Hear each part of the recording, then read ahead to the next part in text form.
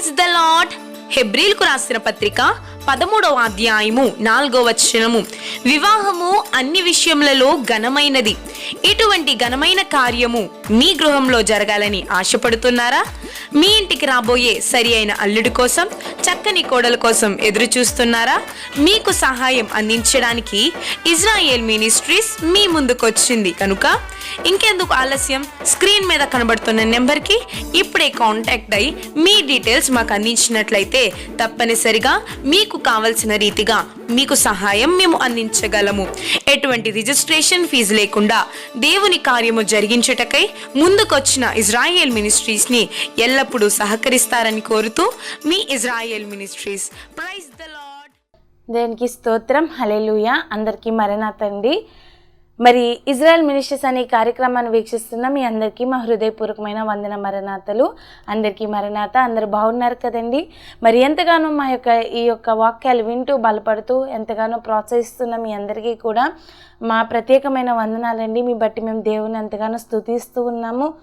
ఈరోజు మన యొక్క అంశం ఏంటి అని అంటే మన ఆత్మీయ నడక. మరి మన ఆత్మీయ నడక ఎలా ఉండాలి? ఈరోజు మనము వాక్యంలో చూసుకున్నట్లయితే, ఈ లోకంలో మనం చూసుకున్నట్లయితే భౌతికంగా మనం నడవాలి అని అంటే తప్పకుండా మనం ఎన్నో జాగ్రత్తలు తీసుకుంటాం. కాళ్ళకి చెప్పులు వేసుకుంటూ ఉంటాము.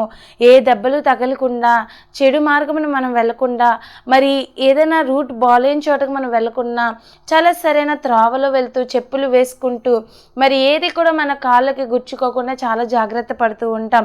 మరి ఈరోజు వాక్యం వింటున్న ప్రియ దేవుని బిడ్డలారా, మన ఆత్మీయ నడక కూడా అదే విధంగా చాలా ఆత్మీయంగా మనం నడిచేవారిగా ఉండాలి అని దేవుడు మనతో మాట్లాడుతూ ఉన్నారు.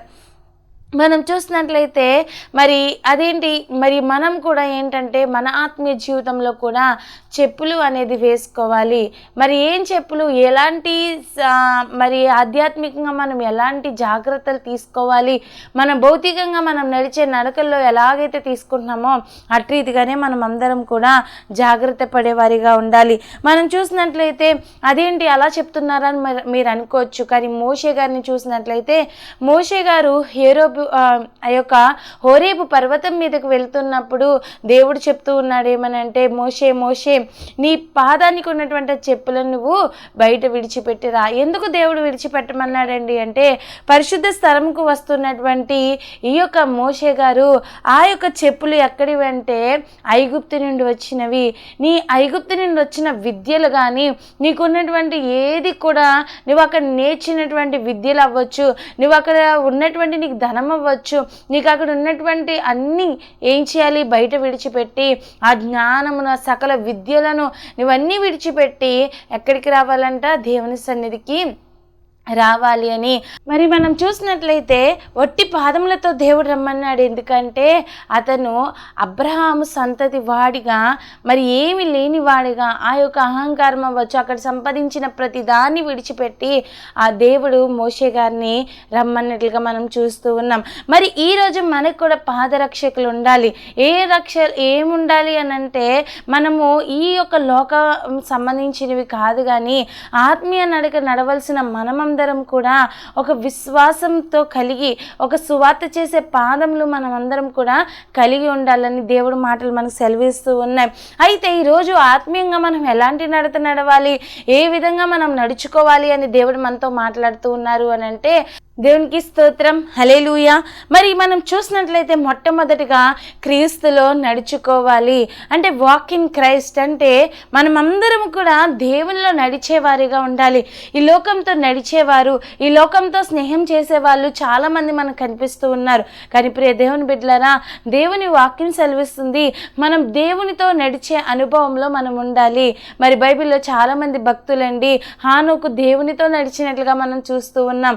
ఈరోజు మనం కూడా దేవునితో నడిచేవారిగా, దేవునిలో మనం నడిచేవారిగా, మన యొక్క నడక యేసుప్రభువులో నడిచే ఆ మార్గాన్ని ఎంచుకున్నప్పుడు ఈ నడత ఎంతో పరిశుద్ధంగా మరి గమ్యానికి, పరలోకం అనే రాజ్యానికి మనల్ని నడిపించగలుగుతుంది. ఈరోజు వాక్యాన్ని మనం చదువుకున్నట్లయితే ఇక్కడ దేవుని వాక్యం సెలవిస్తుంది.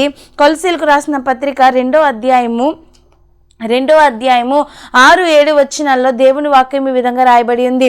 కావున మీరు ప్రభువైన క్రీస్తు యేసును అంగీకరించిన విధముగా ఆయన యందు వేరుపారిన వారై ఇంటి వలె కట్టబడుచు, మీరు నేర్చుకొనిన ప్రకారముగా విశ్వాసమందు స్థిరపడుచు, కృతజ్ఞతాస్తుతులు చెల్లించుటయందు విస్తరించుచు ఆయన యందుండి నడుచుకొనుడి. దేవునికి స్తోత్రం, హల్లెలూయా. మరి చాలా చక్కని మాటలు రాయబడి ఉన్నాయి. ఏంటండి?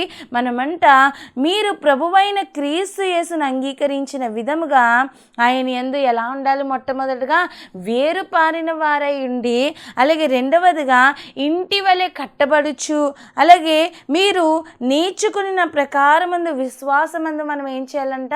స్థిరపడుచుచు. మనం దేవునిలో మనం ఏం చేయాలండి? నడుచుకునే వారిగా ఉండాలి. అలాగే ముఖ్యమైనది కృతజ్ఞతాస్తుతులు చెల్లించుచు మనం దేవుని యందు నడుచుకునే వారిగా ఉండాలి. అలాగే ఆయన యందు మనం ఏం చేయాలంట? కృతజ్ఞతాస్తుతులు చెల్లించుట యందు విస్తరించుచు మనం దేవునిలో నడుచుకునే వారిగా ఉండాలి. దేవునికి స్తోత్రం, హల్లెలూయా. అదే వాక్యంలో మరి చూసినట్లయితే 3వ అధ్యాయం 9-10 వచనాల్లో రాయబడి ఉంటుంది, ప్రాచీన స్వభావం కూడా విడిచి మనం ఏం చేయాలంట?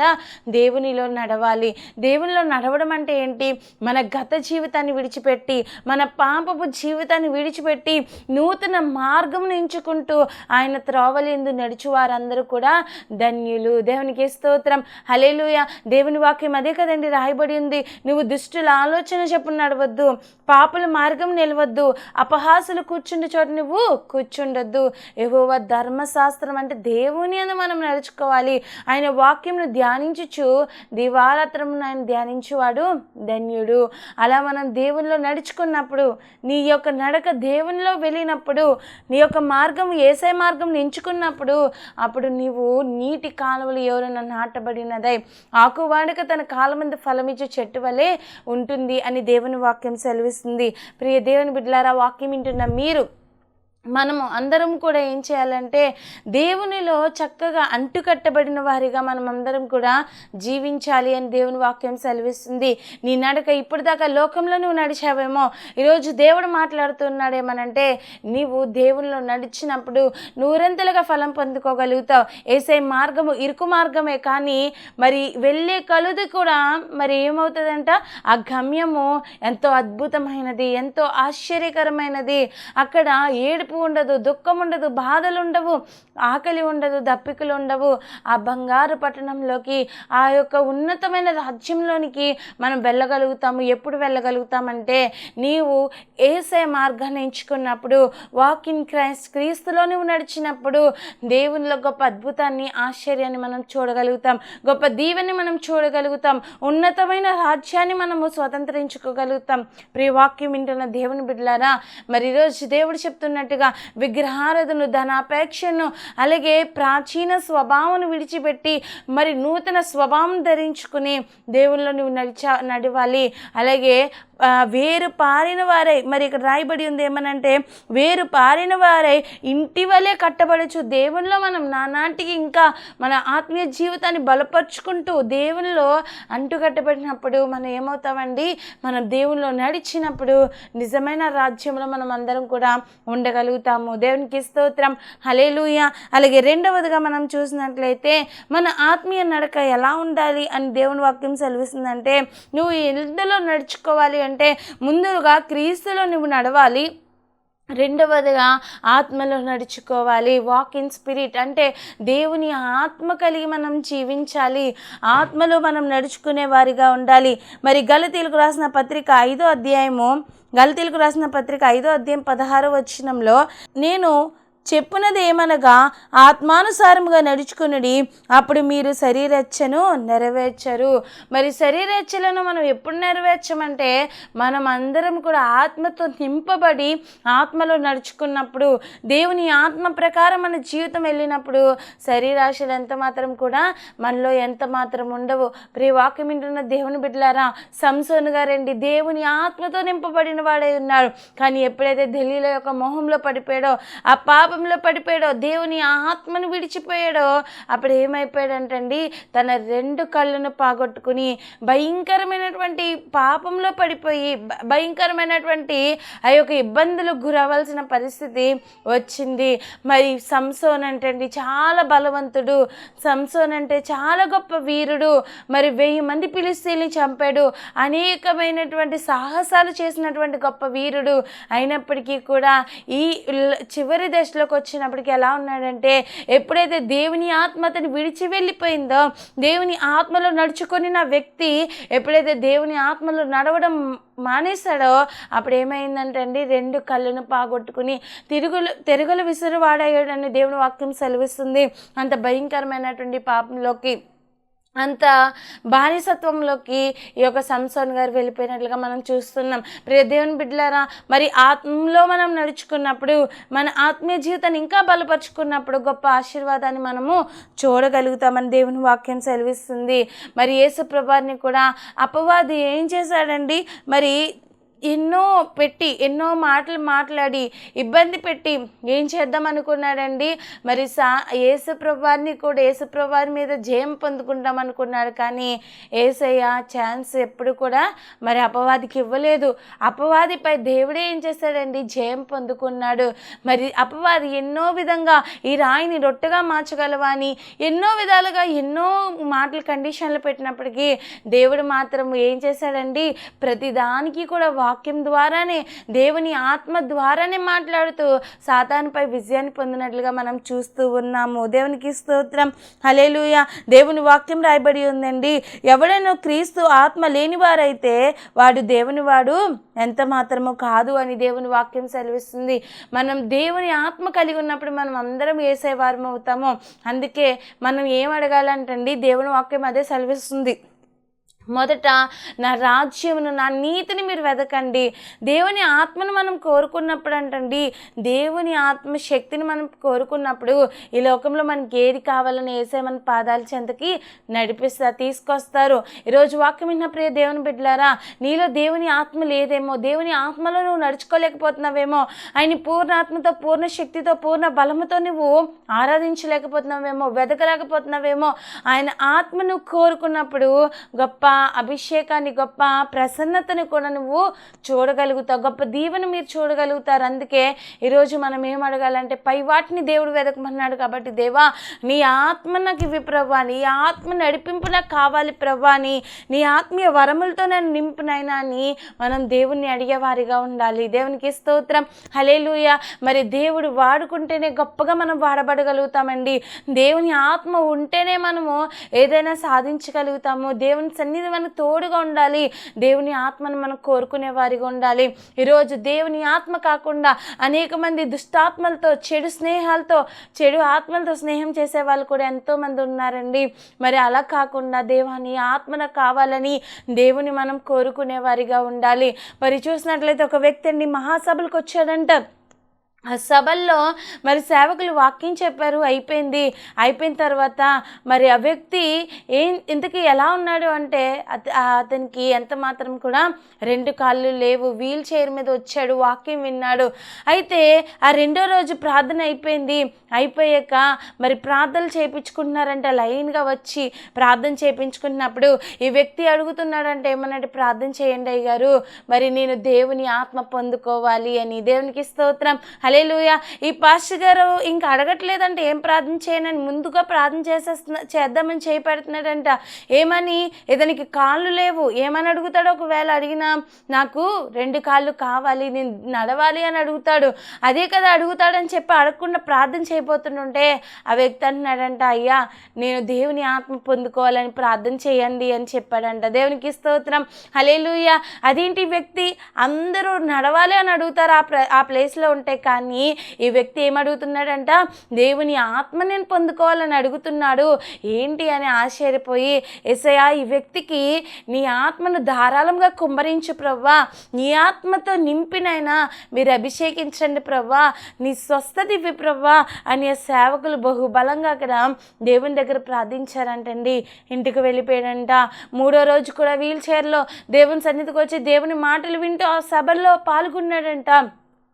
అయితే మరి దేవుణ్ణి అడిగింది ఒకటే కదా, దేవాని ఆత్మ కావాలి అని దేవుడు అడిగినవన్నీ ఇచ్చే దేవుడు అండి.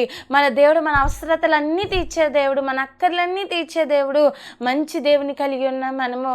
అయితే దేవుణ్ణి అడిగాడు ఏమనంటే, దేవాని ఆత్మ నాకు ఈరోజు ఇవ్వి. నీ ఆత్మను అందరూ పొందుకుంటున్నారు కానీ నేను ఎప్పుడు పొందుకోలేదయ్యా, నీ ఆత్మతో నన్ను నింపు ప్రభు అని దేవుణ్ణి అడుగుతున్నాడంట. దేవుణ్ణి అడుగుతున్నప్పుడు యేసయ్య ఏం చేశారంటే ధారాళంగా దేవుని ఆత్మ ఆ వ్యక్తి పైకి కుమ్మరించాడంట. దేవునికి స్తోత్రం, హల్లెలూయా. ఎప్పుడైతే దేవుని ఆత్మతో నింపబడిన వాడై ఉన్నాడో అప్పుడు చక్కగా మరి ఏం చేస్తున్నాడంటే లేచి దేవుని మహింపరుస్తూ భాషల వరంతో మాట్లాడుతూ మరి నడవడం కూడా మొదలు పెట్టాడంటండి. ఆశ్చర్యపోయాడంట. అక్కడ ఉన్న జనులందరూ ఆశ్చర్యపోయారంట. ఎందుకంటే ఇతను దేవుని ఆత్మను మాత్రమే కోరుకున్నాడు. మన దేవుడు ఎలాంటి వాడంటండి, ఒకటి గుర్తుపెట్టుకోవాలి, అడుగు వాటికంటేను ఊహించు వాటికంటేను అత్యధికంగా ఇచ్చే దేవుడు అండి. నా జీవితంలో అవ్వచ్చు, మీ జీవితంలో అవ్వచ్చు. మీరు చాలాసార్లు గమనించుకోండి, ఆయన చేసిన కార్యాలు మహోపకారములన్నీ ధ్యానించుకున్నప్పుడంట మనలో సంతోషం వస్తుంది. ఎందుకంటే యేసయ్య చేసిన కార్యాలు అన్నీ ఇన్ని కాదు, ఎన్నెన్నో మేలులు మన జీవితంలో దేవుడు చేసినట్లుగా మనం చూస్తూ ఉన్నాం. వాక్యం వింటున్న ప్రియ దేవుని బిడ్డలారా, దేవుడు చెప్తూ ఉన్నాడు మనతో ఏమనంటే మన దేవుని శక్తిని, దేవుని ఆత్మను మనము పొందుకునే వారిగా ఉండాలి. ఎప్పుడైతే ఈ వ్యక్తి దేవుని ఆత్మను కోరుకున్నాడో దేవుని ఆత్మతో పాటు ఈయన ఇంకేం పొందుకున్నాడండి, చక్కని ఆరోగ్యాన్ని, 2 కాళ్ళు నడవడం కూడా ఆయన పొందుకోగలిగాడు. అందుకే మనం దేవుని ఆత్మను కోరుకోవాలి. పై వాటిని వెతికినప్పుడు నీకు కావలసిన ప్రతి అవసరమును, నీకు ఏ లోటు ఉన్నదో దేవుడు ఎరిగి ఉన్నారు కాబట్టి ఆ లోటును తప్పకుండా దేవుడు తీరుస్తాడు. దేవునికి స్తోత్రం, హల్లెలూయా. అందుకే మనం అందరం కూడా ఏం చేయాలంటే దేవుని ఆత్మను కోరుకుని ఉండాలి. మరి దేవుని ఆత్మ ఎంతమంది అయితే దేవుని ఆత్మ చేత నడిపింపబడుతారో వారందరూ దేవుని యొక్క కుమారులై ఉన్నారని కూడా వాక్యం సెలవిస్తుంది. అలాగే రాయబడి ఉంది ఏమనంటే, ప్రభువైన క్రీస్తు నామమునను మన దేవుని ఆత్మయందును మీరు కడగబడి పరిశుద్ధపరచబడిన వారే నీతిమంతులుగా తీర్చబడి ఉన్నారు అని దేవుని వాక్యం సెలవిస్తుంది. మనం దేవుని ఆత్మ చేత మనం అందరం కూడా ఏమవుతామండి, నీతిమంతులుగా తీర్చబడతాము. కాబట్టి మనం అందరం కూడా ఏం చేయాలంటే చక్కగా దేవుని ఆత్మను పొందుకున్న వారిగా ఉండాలి. దేవుని ఆత్మ నడిపింపు మనం అందరం కూడా కలిగి ఉండాలని దేవుని వాక్యం సెలవిస్తుంది. మరి ఈ రోజులో చాలామంది ఈ లోకంతో స్నేహం చేస్తున్నారు, కానీ దేవుని ఆత్మతో మనం సహవాసం కలిగి జీవించే వారిగా ఉండాలి. మొట్టమొదటిగా వాక్ ఇన్ క్రైస్ట్, దేవునిలో మనం నడవాలండి, క్రీస్తులో మనం నడుచుకోవాలి. రెండవదిగా మనమందరం కూడా దేవుని ఆత్మలో మనం ఏం చేయాలంటే దేవుని ఆత్మతో మనం నడిచి దేవుని ఆత్మతో మనం సహవాసం చేసేవారిగా మనం ఉండాలి. మూడవదిగా మనం చూసినట్లయితే ప్రేమలో మనం నడుచుకోవాలి. ప్రేమతో నడుచుకుని వాక్ ఇన్ లవ్ అంటే దేవుని యొక్క ప్రేమలో మనం నడుచుకునే వారిగా ఉండాలి. దేవునికి స్తోత్రం, హల్లెలూయా. మరి ప్రేమ కోసం వస్తే మరి చాలా మాటలు మనం వింటూ ఉంటామండి. ప్రేమ లేని వారమైతే మనం వ్యర్థులమని దేవుని వాక్యం సెలవిస్తుంది. నువ్వు దేవదూతల భాషలో మాట్లాడిన పౌలుగా చాలా చక్కగా రాశారండి. నువ్వు ఎన్ని మంచి పనులు చేసినా ప్రేమ లేకపోతే మాత్రం అది ఏంటంట, వ్యర్థమే. నీకు ఒకవేళ ఇంతగా నేను వాక్యం చెప్తున్నాను కానీ ప్రేమించే మనసు లేకపోతే నాది కూడా ఏమవుతుందంట, వ్యర్థముగానే దేవుడు ఈ యొక్క ప్రసంగం అంతా వ్యర్థమే. ఎందుకంటే మనం చేసే పని కన్నా దేవుడు ఏం చూస్తాడంటే నీలో ఉన్న ప్రేమను చూస్తూ ఉంటాడు. మరి వాక్యం వింటున్న దేవుని బిడ్డలారా, మరి ప్రేమలో నిలిచియుండుడి, ప్రేమలో నడుచుకొనుడి అని దేవుని వాక్యము సెలవిస్తుంది. దేవునికి స్తోత్రం, హల్లెలూయా. మరి ఎఫెసీయులకు రాసిన పత్రిక 5వ అధ్యాయము 2వ వచనంలో దేవుని వాక్యం సెలవిస్తుంది. క్రీస్తు మిమ్మల్ని ప్రేమించి పరిమళ వాసనగా ఉండుటకు మన కొరకు తాను దేవునికి అర్పణముగాను బలిగాను అప్పగించుకొనెను. అలాగుననే మీరును ప్రేమ కలిగి నడుచుకొనుడి అని దేవుని వాక్యం సెలవిస్తుంది. దేవునికి స్తోత్రం, హల్లెలూయా. ఈరోజు వాక్యం విన్న ప్రియ దేవుని బిడ్డలారా, మన దేవుని యొక్క ప్రేమ ఎంత గొప్పదంటే అండి ఈ లోకంలో ఎవ్వరు కూడా చేయలేరండి. నేను రీసెంట్గా ఒక విషయాన్ని విన్నానండి.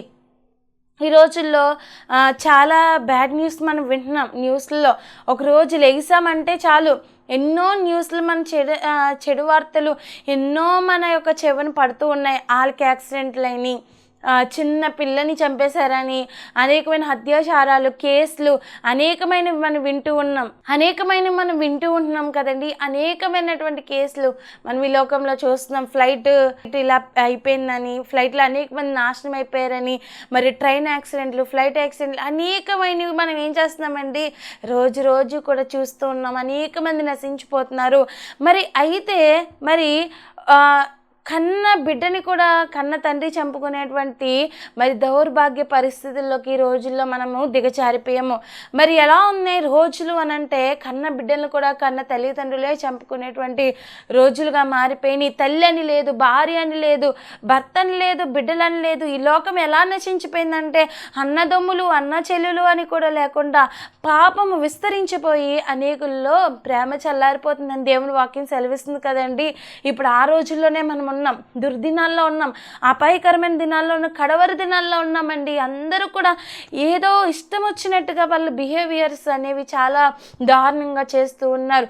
అయితే నేను ఈరోజు మీకు చెప్పాలనుకున్న విషయం ఏంటంటే, మరి ఒక తండ్రి తన కూతుర్ని చంపాడండి. ఎందుకు చంపాడు అనేది రీజన్ వింటే మనమందరం షాక్ అవుతాం. ఎందుకంటే ఆ కూతురు మరి చాలా చక్కగా ఒక స్పోర్ట్స్ ప్లేయర్ అనమాట. చిన్నప్పటి నుంచి ఆడుకుంటూ చక్కగా ఉండేది. అయితే ఆమె యవ్వన జీవితంలో మరి తన కాల్ని యాక్సిడెంట్లో పోగొట్టుకుందనమాట, పని చేయట్లేదు. అయితే ఇప్పుడు ఆ యాక్సిడెంట్లో తన కాళ్ళు ఎలాగో అవ్వట్లేదు. ఇంత చక్కగా ఆడుతున్నటువంటి ఈ అమ్మాయి తన జీవితం, తన కెరియర్ నాశనం అయిపోయిందని అలా బాధపడుతూ ఉండేదంట. అయితే బాధపడుతున్న అమ్మాయి ఏం చేస్తుంది, తన జీవితాన్ని అక్కడితో ఆపేలేదండి. ఇంకా నేను ఏదో సాధించాలని ఏం చేస్తుందంటే, కోచింగ్ ఇస్తారు కదా, ఆ కోచ్ ఆ ట్రైనింగ్ ఇచ్చేలాగా ఒక ట్రైనింగ్ మాస్టర్ లాగా ఏమైపోయిందంటే ప్రిపేర్ అయి తను రెడీ చేసుకుని మరి చక్కగా అనేక మందికి ట్రైనింగ్ ఇస్తుందన్నమాట. ఒక కోచ్గా ఉండి మరి ఆ ఇన్స్టిట్యూట్ పెట్టి చక్కగా ఏం చేస్తుందంటే అనేక మంది పిల్లల్ని బలపరుస్తూ ప్రోత్సహిస్తూ, నేను ఆడలేకపోతున్నాను కానీ మీరు ఆడి మరి ఇంటర్నేషనల్గా నేషనల్గా మీరు అందరూ కూడా మంచి ప్లేయర్స్ అవ్వాలని చక్కగా రాణిస్తుంది. అయితే తన జీవితంలో అందరూ కూడా ఆశ్చర్యపోతున్నారు. చక్కని జీవితం, చక్కగా డబ్బు సంపాదిస్తుంది, చక్కగా పేరు సంపాదించుకుంది, అన్నీ బాగున్నాయి. అయితే మరి చూసినట్లయితే ఈ లోకంలో మరి తండ్రులు పిల్లల్ని చంపారంటే ఏయో ఒక రీజన్స్ ఉంటాయి. ఒకటి ప్రేమించి పెళ్లి చేసుకుందని చంపే తల్లిదండ్రులు మనం చూసాం.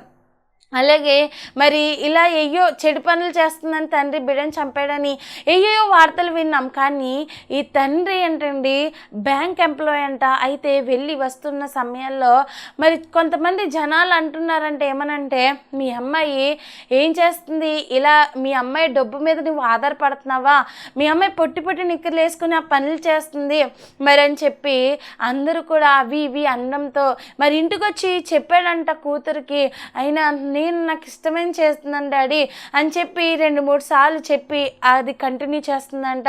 అయితే తన తండ్రి వారు లేక బాధపడుతూ ఏం చేశాడంటే, అయ్యో నా కూతురు తన కాళ్ళ మీద తను నిలబడింది, చక్కగా చేసుకుంటుంది, చక్కగా ఉంది, ఆ పొట్టి బట్టలు వేసుకుని తను ఏం తప్పుడు పనులు చేయట్లేదు, పాప పనులు చేయట్లేదు, ఏం చేస్తుంది ఆ ఆటకి అలాంటి డ్రెస్సింగ్ వేసుకోవాలి కాబట్టి తప్పదు కాబట్టి వేసుకుంటున్నా అన్నటువంటి పాజిటివ్ థింకింగ్లో లేక నెగిటివ్గా ఆలోచించుకుని తన తండ్రి కూడా ఏం చేశాడంటే ఆ చెడు ఆలోచనలతో పడిపోయి, చాలా ఉన్న వాళ్ళంటే అండి చాలా డబ్బు ఉంది, అన్నీ ఉన్నాయి, మరి తన తండ్రి దగ్గర ఒక గన్ను కూడా ఉందంటే వాళ్ళ స్థితి ఎలాంటి రేంజ్లో ఉందో చూడండి.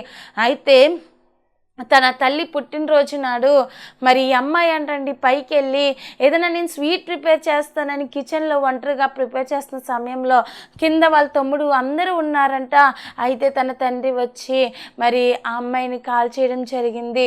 మరి హాస్పిటల్ తీసుకెళ్తానంటండి తల్లి తమ్ముడు వీళ్ళందరూ చూసొచ్చి గబగబా హాస్పిటల్ తరలిస్తే అమ్మాయి అప్పటికే చాలాసేపు అయింది, చనిపోయి అని డాక్టర్లు చెప్పడం జరిగిందంటే, యవ్వన వయసులో ఉన్నటువంటి తన కూతుర్ని ఎందుకు చంపవయ్యా అని అంటే డాక్టర్లు కస్టడీలో తీసుకున్నప్పుడు తన తండ్రే చెప్తున్నాడంట, నా చేతులతోనే నేను చంపేశాను, ఎందుకంటే మరి నాకు ఇష్టం లేని పని చేస్తుంది. మరి ఆ ముందు తండ్రియే ప్రోత్సహించి పెట్టించినది ఆ పని జనాలు మాటలు విని కన్న బిడ్డను చంపేసుకున్నాడు. అయ్యో నా బిడ్డ తన కాళ్ళ మీద నిలబడింది, మరి తను నెగిటివ్గా ఉండిపోకుండా ఏం చేసింది, పోగొట్టుకున్న దాంతో ఆగిపోలేదు. నాకున్న దాని టాలెంట్ని ఇంకా పోలి మంది పిల్లలకు నేర్పించుకోవాలని ఆశపడింది అని చెప్పి ప్రోత్సహించే స్థితిలో ఉండాల్సిన తన తండ్రి ఏం చేశాడండి? కన్న కూతుర్ని చంపేసుకున్నాడు. ఈరోజు వాక్యం విన్న ప్రియ దేవుని బిడ్డలారా, ఎవరిలోని ప్రేమ లేదండి. ఎవరు నమ్మడానికి లేదు. అయ్యో నా డాడీ నా ప్రొటెక్టర్. అసలు చాలామంది ఆడపిల్లలకి ఏంటండి వాళ్ళ ధైర్యము, వాళ్ళ తండ్రే వాళ్ళ ధైర్యము. కానీ ఈ బిడ్డ తండ్రినే నమ్ముకుని తండ్రి ప్రేమ గొప్పదని అనుకుంది, కానీ ఆ ప్రేమే బిడ్డని ఏం చేసిందండి? చంపేలా చేసింది. ఎవరు శాశ్వతం కాదు, దేవుడి ప్రేమే శాశ్వతమైందండి. కడవరకు నిలిచేది కల్వరి ప్రేమ, యేసయ్య ప్రేమ. మీరు ఈ లోకాన్ని నమ్ముతున్నారేమో, నమ్మొచ్చు, కానీ ఈ లోకము కన్నా కూడా గొప్ప ప్రేమ యేసయ్యదండి. ఈ లోక ప్రేమ కొంతకాలమే. డబ్బును బట్టి ప్రేమించేవారు ఉంటారు, అందాన్ని బట్టి ప్రేమించేవారు ఉంటారు, నీ ఆస్తిపాస్తులు బట్టి చూసి ప్రేమించే వాళ్ళు ఉంటారు. కానీ నిష్కలంకమైనది, విలువైనది, వెలలేనిది, విలువైనది ఎంత కొలిచినా కూడా మరి సరిపోనంత ప్రేమ ఒక్కరే చూపించగలరు. అది మన యేసయ్య మాత్రమే. అది గొప్ప ప్రేమ అండి, సర్వశక్తి గల ప్రేమ. నీ కోసం నా కోసం ప్రాణం పెట్టేంత ప్రేమ మన యేసయ్య ప్రేమ. దేవునికి స్తోత్రం, హల్లెలూయా. కన్న బిడ్డనైనా తల్లి మరుస్తుందేమో కానీ, తల్లి అయినా మరచినేమో కానీ, నేను నిన్ను మరువను అని చెప్పిన దేవుడు, నిన్ను విడువను, ఎడబాయినని సెలవిచ్చిన దేవుడు. అటువంటి ప్రేమను మనం అందరం కూడా కలిగి ఉండాలి. యేసయ్య ప్రేమలో మనం నడుచుకోవాలి. Walk in love. ఈరోజు నుంచి నువ్వు ఏ ప్రేమని నమ్మొద్దు. ఈ లోక ప్రేమ అంత వ్యర్థమండి.